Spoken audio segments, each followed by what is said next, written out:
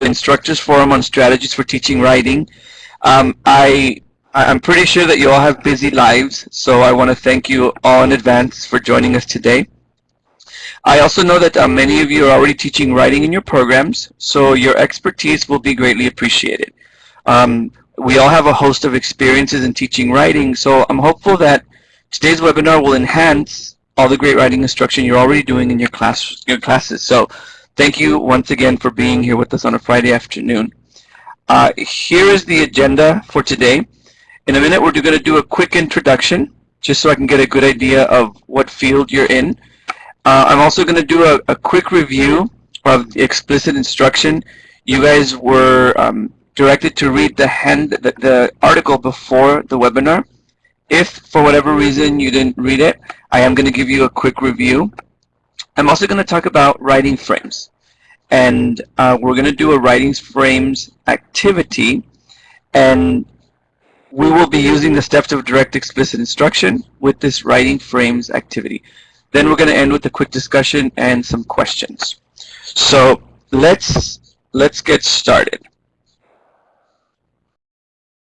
So what do you teach? Who's here with us today? On the screen you see 4 chat boxes. If you would please do me a favor and type in your name into the appropriate box. If you're ESL, ABE, ASC, or other, this will give me a good idea of who is with us today. Okay. Okay, AB is in the lead. Oh, there's ESL. ESL. Good. Okay. A lot of ESL, ABE, ASC, other. Okay. Okay, we have quite a group.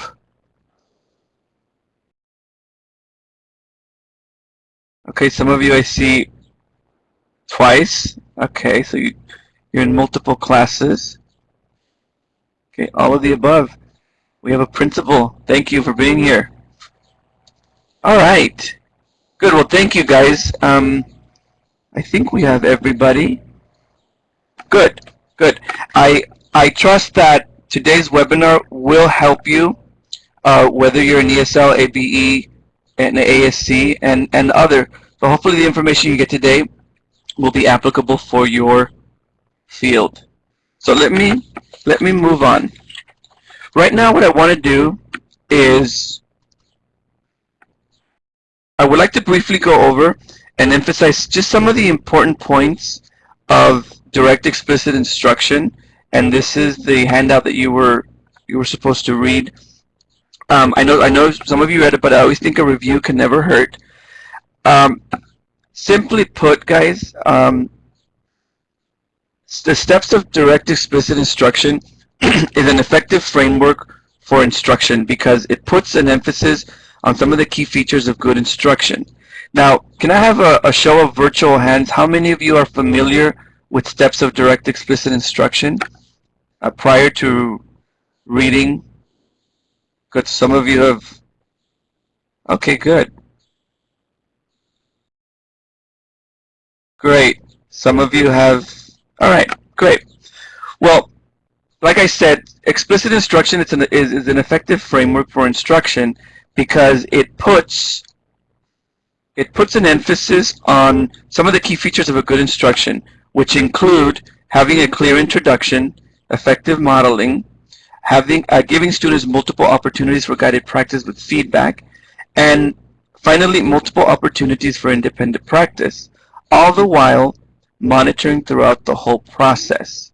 Now, as we all know, and I think we can all agree here, that giving students an introduction to a lesson is an imperative part of instruction. Now, an effective introduction provides students with the framework for the lesson. It tells students what they will be doing, what they will be learning, and why they are doing it. Now, when providing an explanation of why you are teaching the lesson, you're explaining to your students that you recognize their goals and you recognize their needs, and you've thought about how to help them achieve those goals. So it's important in your introduction, not just the what and the why, but also connect it to the goals. The reading, uh, I think we can also agree that students appreciate this explanation. They like to know what they're doing. They like to know why. They like to know how it's connected to their goals. It validates their goals, and it engages them before the lesson even starts. The reading that you had on explicit instruction, I think does a very good job of highlighting some of the good and bad examples of explaining learning objectives. For example, one of my favorites is, when introducing a lesson, turn to page 4. Now, telling a student to turn to page 4 is not an effective way to introduce a lesson, because then when you ask that student what they are learning, the response is going to be, I'm learning page 4. So just as important in explicit instruction, if not more, is for a teacher to also model the skill being taught before asking students to do this. Now, during the modeling phase of explicit instruction, the students are engaged by observing the teacher. You will often hear of this phase being described as the I do. And here, when you're modeling, students will watch the reader model exactly what is expected of them. Now, learners should never be asked to do an activity that has not been modeled for them.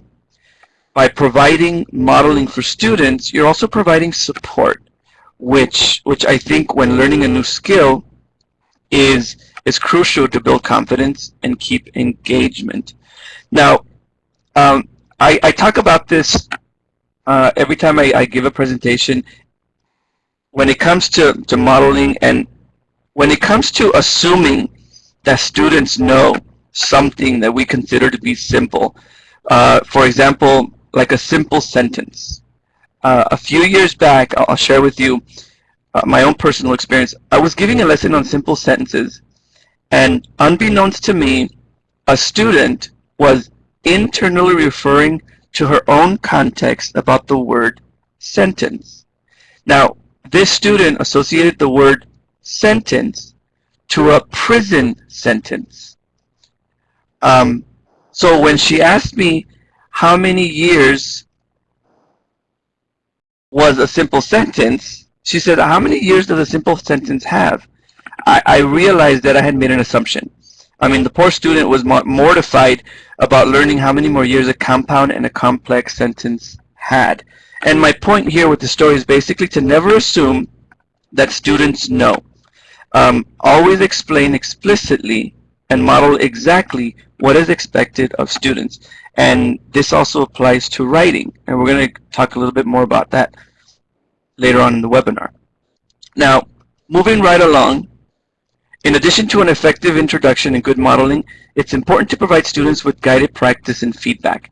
And I'm not just talking about 1 or 2 guided practices, but I'm talking about giving the student multiple opportunities to practice the particular skill or strategy.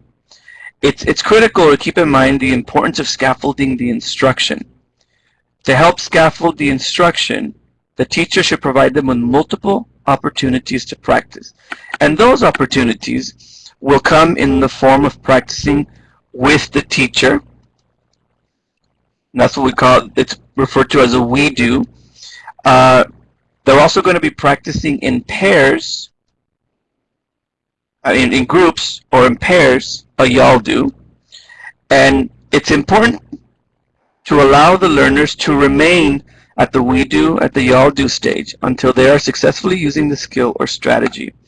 We want them to feel confident, and we don't want to let them loose too soon. So, as you see, learners will practice the skill or the strategy with the teacher and in groups and in pairs as much as necessary, long before the learner practices the skill or strategy independently. And that leads us to the ultimate goal of instruction. We want to have learners demonstrate the skill or strategy on their own, which in explicit instruction we call it the you do. When we get to this point, we've already done an I do, a we do, and several y'all do's in groups and pairs. So as you see, when they get to the independent practice, the students will be a lot more confident in demonstrating the skill or strategy. And again, this also applies to writing. As you can see from the visual on the slide, you're monitoring your students' progress throughout all the steps of direct explicit instruction. Monitoring occurs throughout all the steps of explicit instruction, and it's never a one-time thing. Now, we as teachers, we must constantly assess or monitor our students' progress, because this allows us to modify the lesson if necessary, provide additional scaffolding if necessary. You may even have to reteach the lesson if necessary. And it's important to provide as much feedback as students need immediately. Throughout monitoring, we can also gain valuable information about our students' process and learning styles. So this is just a quick review of direct explicit instruction. It's a modified version of the article that you had to read prior to the webinar. And as you can see on the slide here, we have the 4 steps, and monitoring again occurs throughout all of the phases. So I have a question for you. What would you do, thinking about explicit instruction, what would you do using explicit instruction that you haven't been doing in your class before? What would you do that you never thought about applying explicit instruction to? Any ideas here? Did anything pop out to you? What would you do using explicit instruction that you haven't been doing in your class before? And if you can type in the general chat, I would appreciate it. I see people are typing. Okay, Mariana, you don't always model for students. Okay, thank you. Thank you for typing that, because it's real easy just to skip to the next part. It's easy to skip to say, here, go ahead and do it. So thank you for doing that. Janet, you haven't put them in pairs. Okay. And you know what? And with explicit instruction, from the I do to the we do to the y'all do, depending on the strategy, you may want to put them in groups and then eventually put them in pairs. It kind of just assumes the responsibility to less students eventually. Flip with the y'all do. Assuming students know what they say they do. Thank you, Peggy. Absolutely. And we're not the only ones to assume, but students also, they help us to assume. So, and Patricia, discuss the goals in introduction in more details. Good. Sujin Lee, I wasn't setting a good stage. You guys are all hitting upon a lot of the important points that really help our students master whatever strategy or whatever skill we're teaching. Okay, I generally do a presentation. Okay, Zuan, thank you. Marjorie. Now, Marjorie, you bring up a good point. Do some more advanced students feel bored or slow down if the teacher does too much?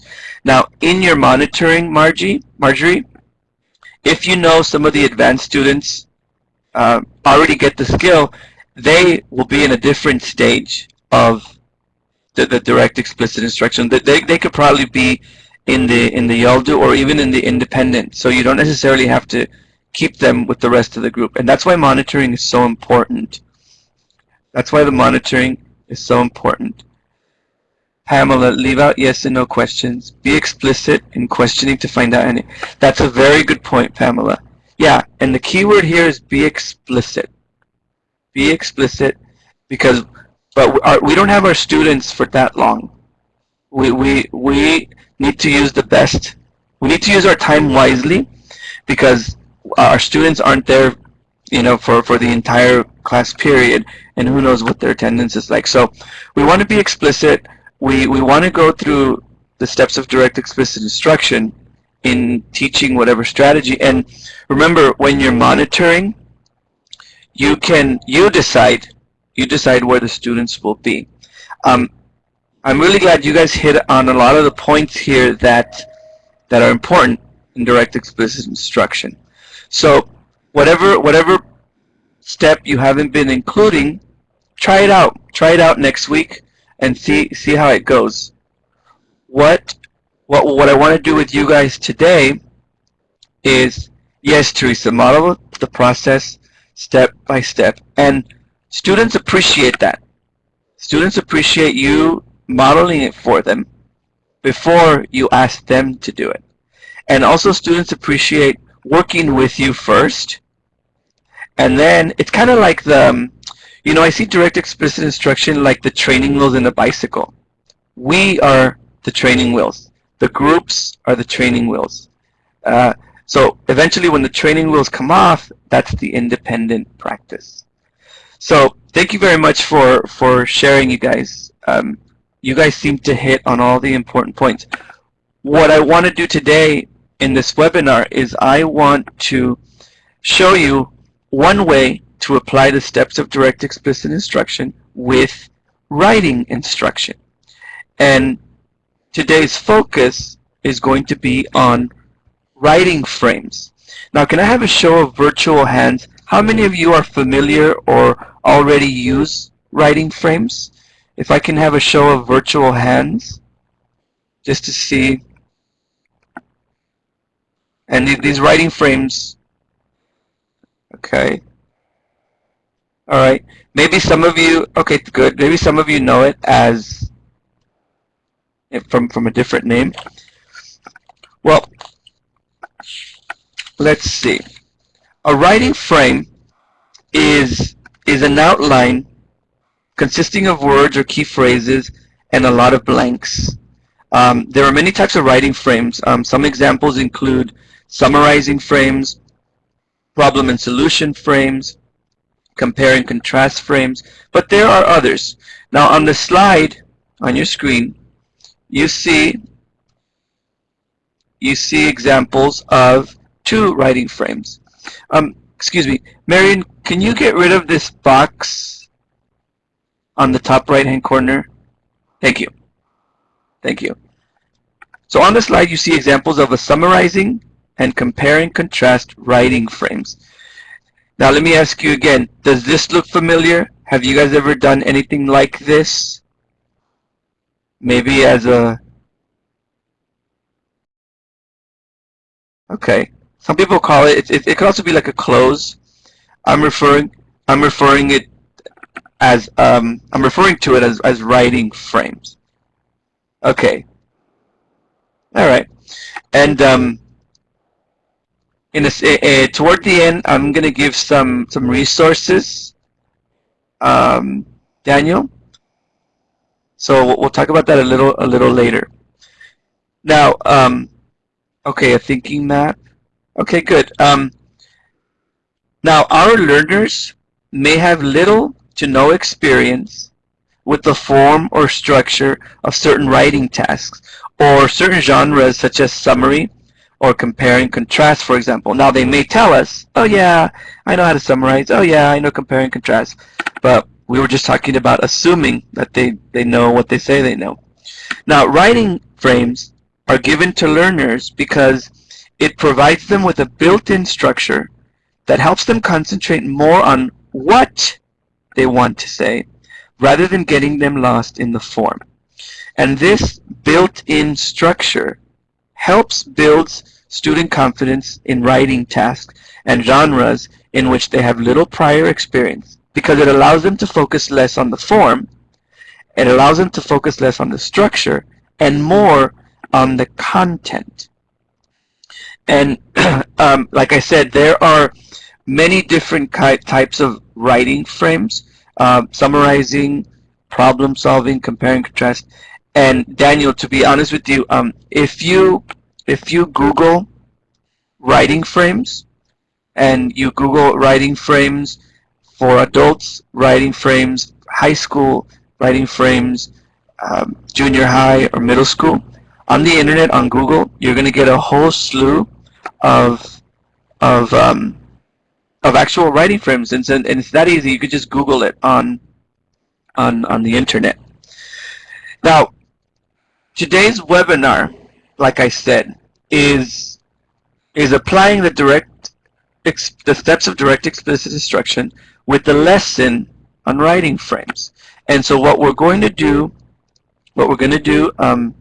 in a minute is I am going to show you actual lessons using writing frames.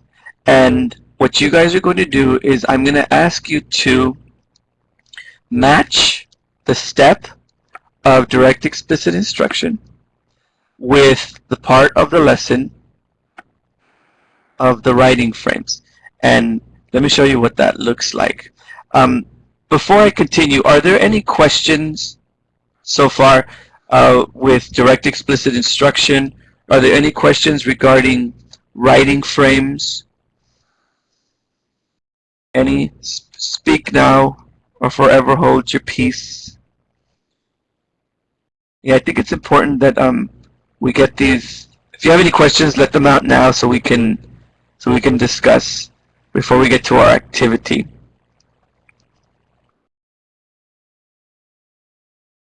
And hopefully when we're done with today's webinar, you will see I encourage you to apply the steps of direct explicit instruction when you're giving writing instruction.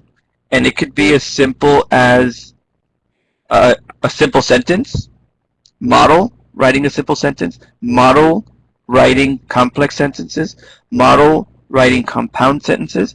Model it for your students first, after you explain what and why you're doing it. Model it for your students, and after you've modeled a couple, have them come up with sentences on their own in groups, have them come up with sentences on their own in pairs, and eventually have them come up with sentences on their own independently, depending on the level of your students. Now, are there writing frames for low-level ESL students?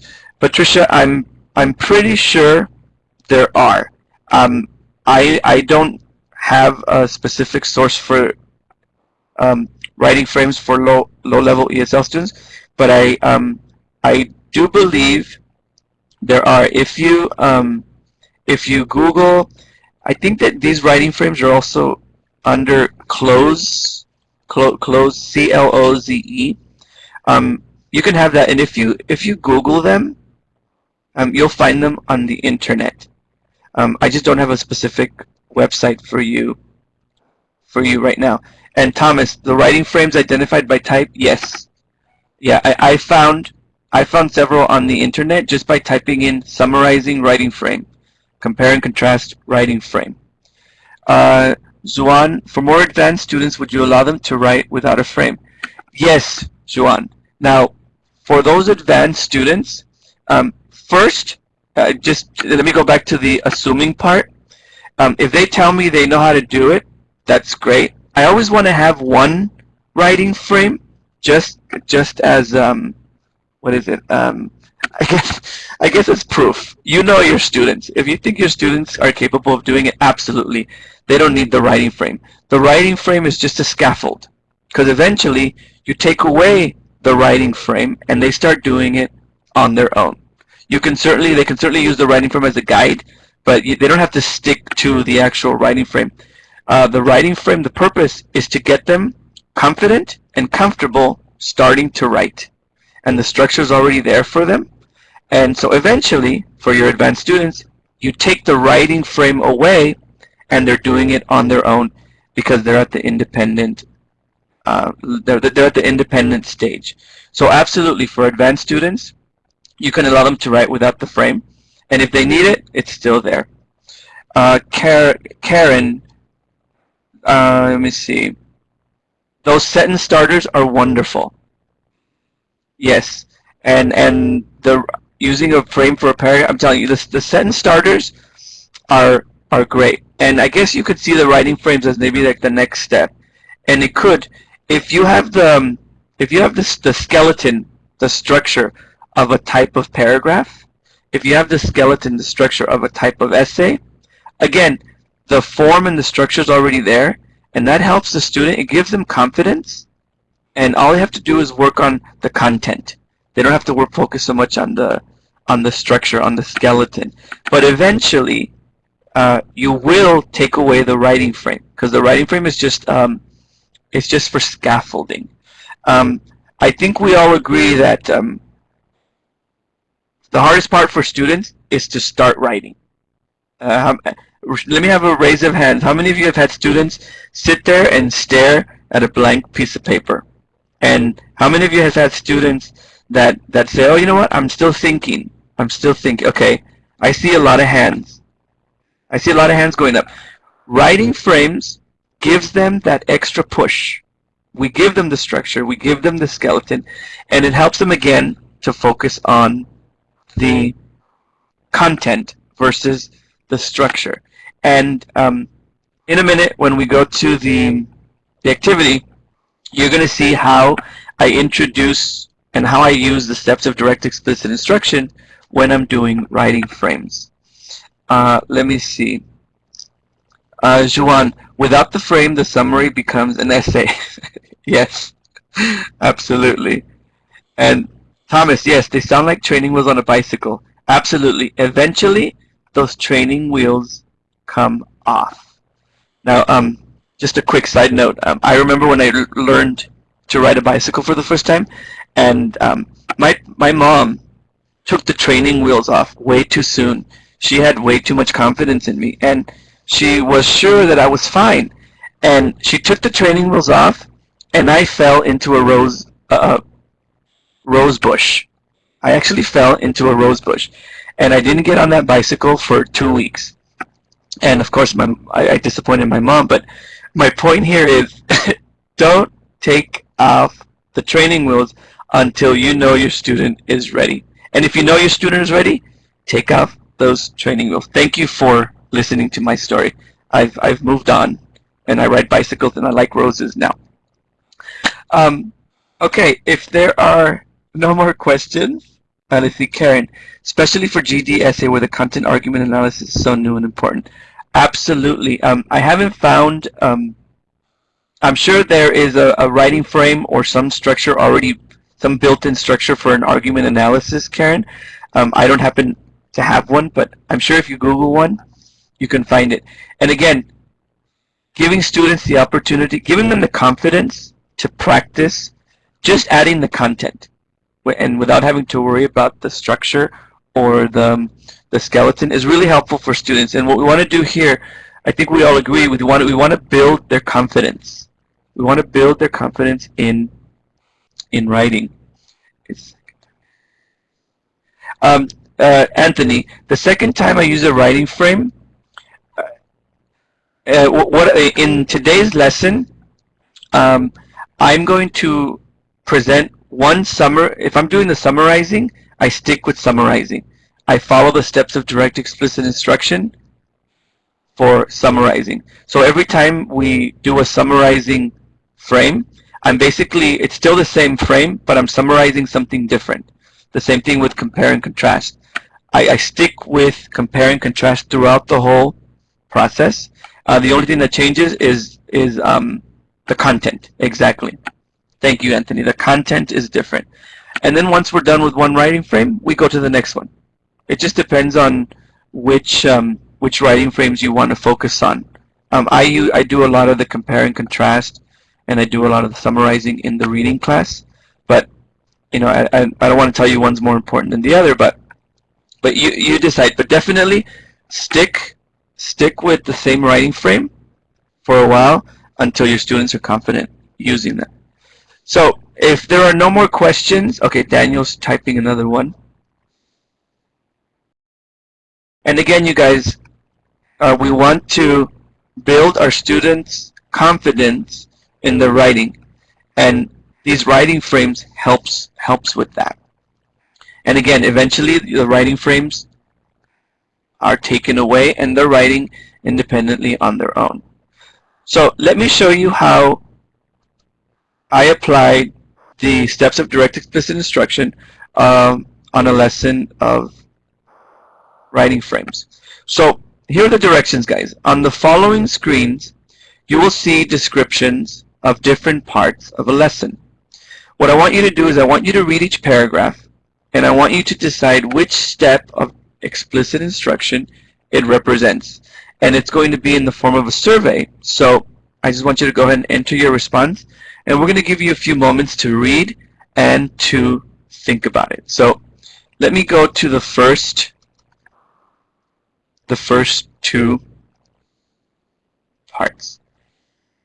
Okay, so go ahead and please read each part, and then I want you to vote, decide which step of direct explicit instruction is being described here.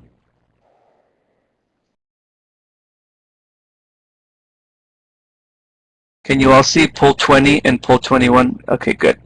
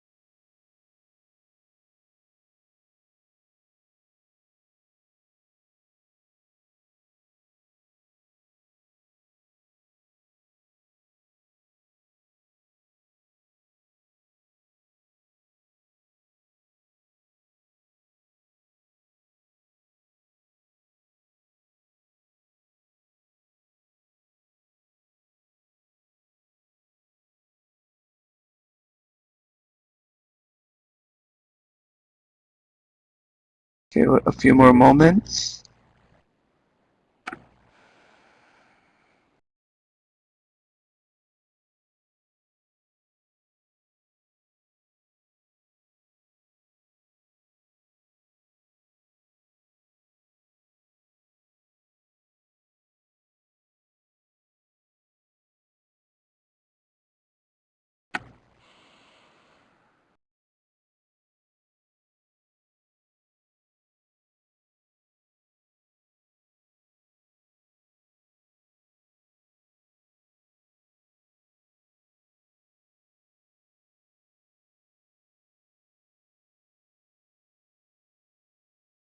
Okay, I think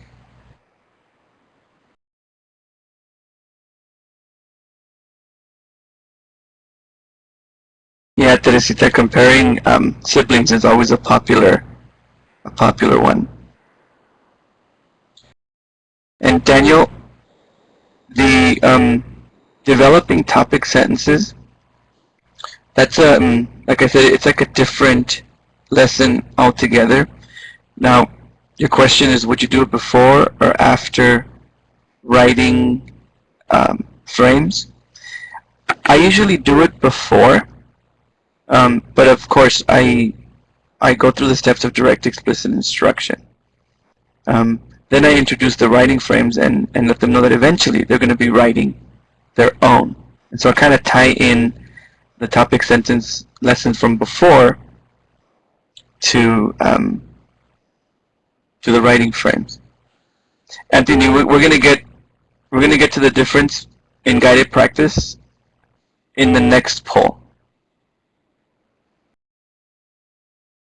Okay, I think we're done. Let me broadcast the results.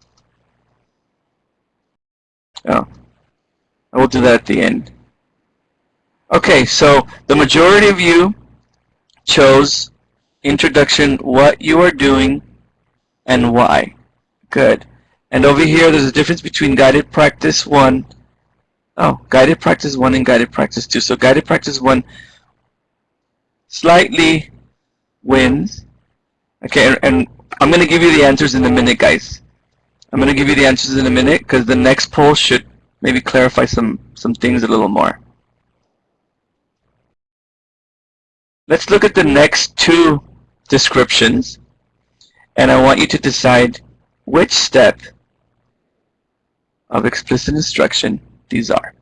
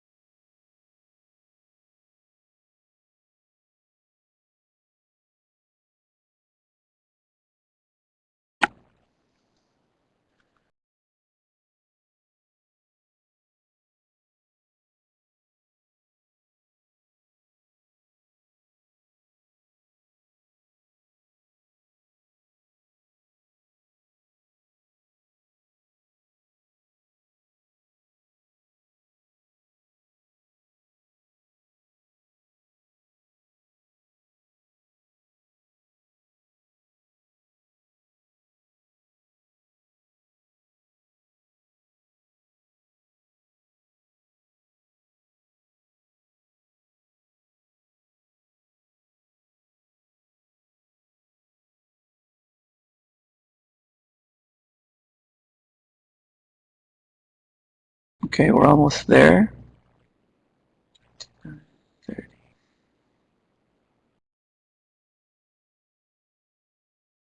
And by the way, you're all going to get the opportunity to download this lesson at the end of the webinar.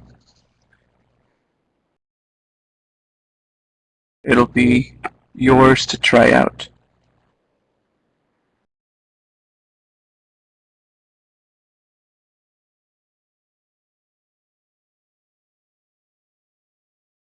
Yeah, Marjorie, and we're going to talk about the guided practice 1 and the guided practice 2. We're going to talk about it in a minute. Thank you.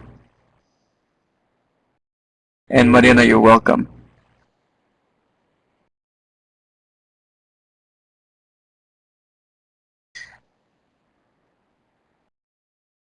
Anthony, I'll answer I'll respond to your comment in a minute.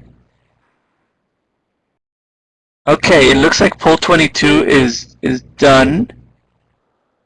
Okay, guys, we're gonna go. We have one more. We have one more poll. Hopefully, by now you're seeing a clearer picture of each of the different steps. Let's go to the third poll.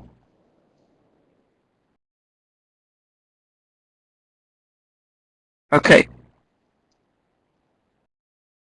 Vote away.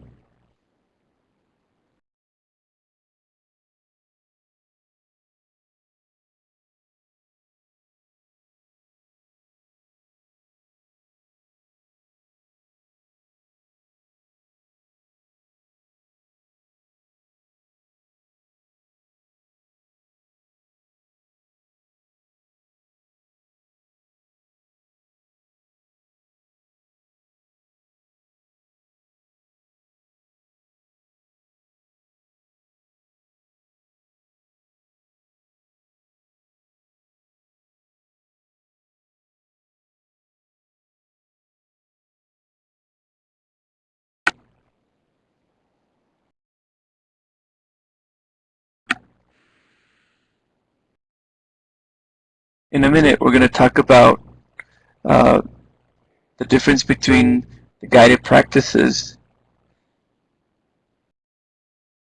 Good. There are some key words in the description that hint the step of explicit instruction. Let's see, I'll give you a few more moments. 30. Okay, I think the poll is done. Let me show you the results. Let me show you the answers here.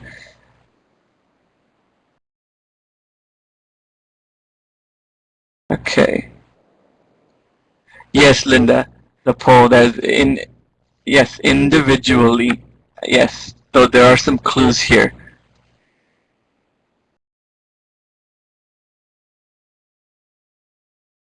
Okay, let's see.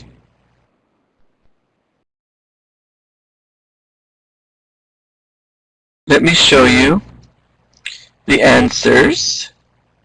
And the answers are, I've been wanting to get a drum roll. Marion, maybe we can get a drum roll one of these days. But I digress. Here are the answers, guys. I'll work on that. Okay. Now, in the introduction, you set the stage. Can you all see the writing frames lesson matching activity answers on your screen? Can I see a show of virtual hands? Can I get a uh-huh? Okay, good. Okay, great. Thank you. Thank you. Good. Thank you very much. Now, you guys, in the introduction, when you're setting the stage, you want to catch the student's attention. And in this particular lesson, the teacher showed the students a picture of Bill Clinton and another of Barack Obama. And it's two pictures in color, and the teacher asked the students to name things that are the same, and students raise their hand, and then the teacher asked the students to name things that are different. Students raise their hand.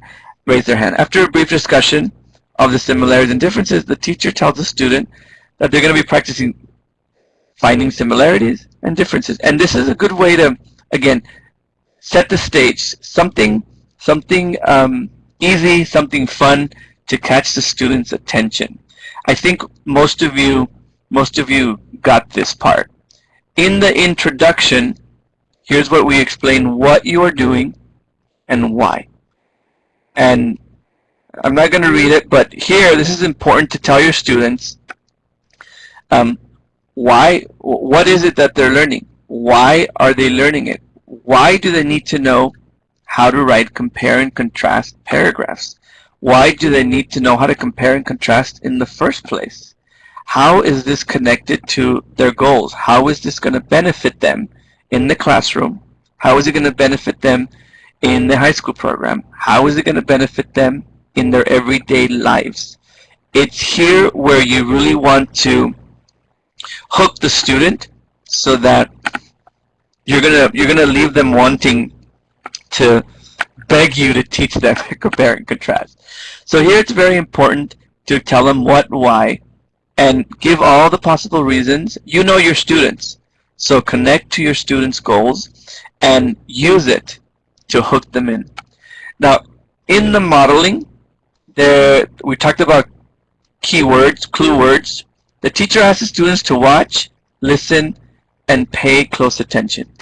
Here, when the teacher is modeling, the students, all they are doing is watching, listening, and paying attention. And that's really all we want them to do. We want to show them what is it that we do when we are going to start writing a compare and contrast paragraph. Whether it's filling in the Venn diagram, whether it's filling in the writing frame, here is where we, the teachers, model for the students. And that's all you have to do. Just have students watch, listen, and pay close attention. And this way, students get a visual. They get to see what is it that you do, the teacher. I will say that when you're modeling this, I do ask that you prepare for it. I actually script my modeling. I don't follow it exactly, but it gives me a guide. So I practice it, I model it, I make sure that I want my students to see what I want them to then do. I want them to emulate. Now, after the modeling, you see the guided practice. Now, the difference between the guided practice 1 and the guided practice 2 is that in the guided practice 1, the teacher and the students are doing it together. And you're going to be here for a while. You're going to have to do this a couple of times before you let them loose into the guided practice 2. Now, just so you know, there are going to be more than 2 guided practices. For the purpose of this webinar and for the purpose of this activity, I put 2 guided practices. But I want you guys to please understand that in the guided practice 1, when you're doing it together, you may have to do some of these. You may have to do more than one. You may have to do several we do's before you let them loose. And yes, Karen, and that's the whole point of explicit instruction. Keep modeling short. Keep modeling so you don't lose their attention, but you do give them enough time for guided and independent practice.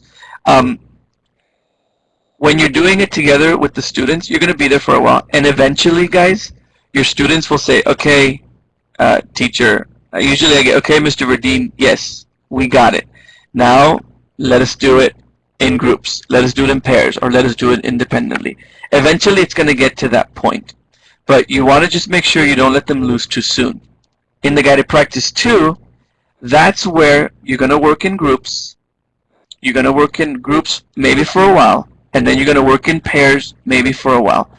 The guided practice 1 and the guided practice 2, you want to stay there as long as you feel is necessary. And remember, we're always monitoring. So if you do have those advanced students, you don't have to, they don't have to stick with the group. They don't have to stick with their partner. They can, if they already can do it, by all means, let them do it. We just want to make sure that we've given them enough guided practice so that when they get to the independent practice, they're not just sitting there saying, well, I don't know what to do, or I'm still not sure. When they get to the independent practice, and the key word is individually, complete the new Venn diagram and the writing frame. So here they're doing it on their own. And like I mentioned earlier, after seeing it modeled, after having practiced with the teacher several times, after practicing as a group several times, after practicing in pairs several times, when you get to the independent practice, the student will be a lot more confident to complete this individually than if you just give it to them right after the modeling. Yes, Linda, the guided practice 2 is an extension practice to master the objective. Yeah, and I would even say every guided practice is an extension to practice it. And let's go back to monitoring. Through your monitoring, you will determine where your students are and which students you can have move on into the independent practice. Now, this is a lesson that you can do with writing frames. And when you're done with this lesson, when your students feel confident with this lesson, then you can do the same thing with summarizing. Follow the same steps. The problem and what did I say? The other writing frames, problem-solving frames. So the steps are all the same. It's just that the content changes. And you guys are all going to get the opportunity to download this writing frames matching activity and try it out with your classes. So are there any questions so far? Do you see the connection between direct explicit instruction and this writing frames activity? Can I see a show of virtual hands? Can you see what we're doing here? And what I'm suggesting is that you can do it with writing frames. You can do it with writing instruction. You could do it with writing instruction. Again, you could do it with simple sentences, compound sentences, complex sentences, paragraphs, and you can even do it with essays. You could even do it with essays. Some are going to take longer than others, and some students you won't need to go through all the steps of direct explicit instruction. The steps of direct explicit instruction are actually, I think they were designed. This framework was designed for the struggling student. This is the student that needs a lot of modeling. This is the student that needs a lot of practice.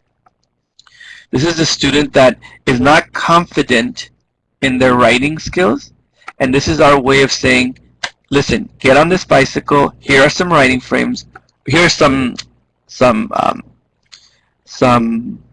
oh my god, I'm blanking out the the support wheels. Here's some support. Here's some support for you, and we're going to help you here. The training wheels. Here are the training wheels. Thank you, Laura. Training wheels. I've been practicing all week, and I can't believe I forgot training wheels. Thomas, you have a question. Do you have a comment? Any questions? Any comments right now?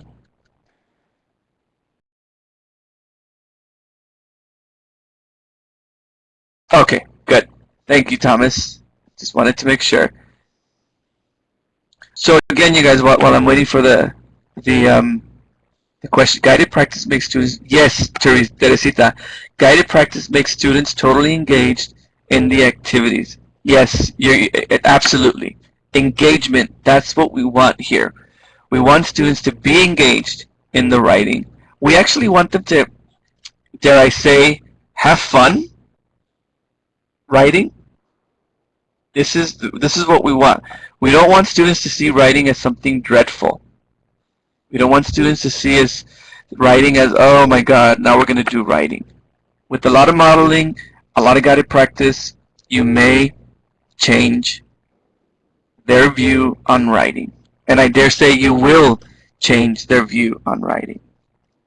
Yes, Karen, adult learners need support strategies to become successful. Exactly.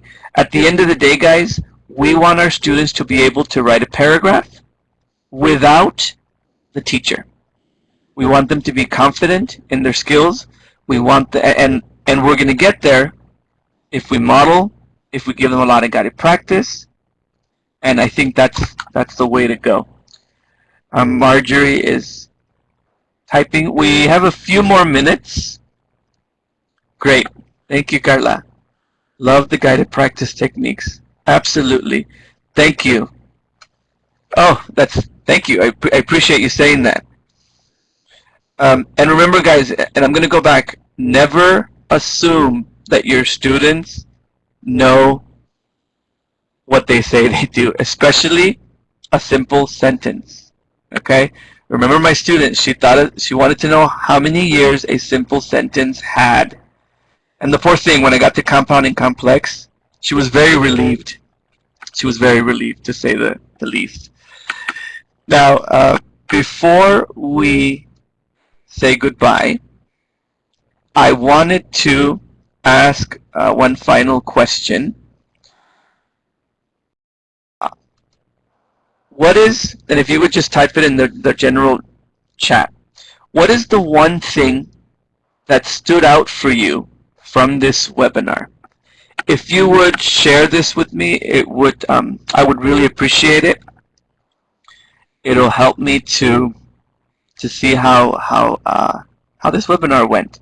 So what is one thing that stood out for you from this webinar? What is one thing that next week you're going to say, you know what, I'm going to focus on this, or this is important?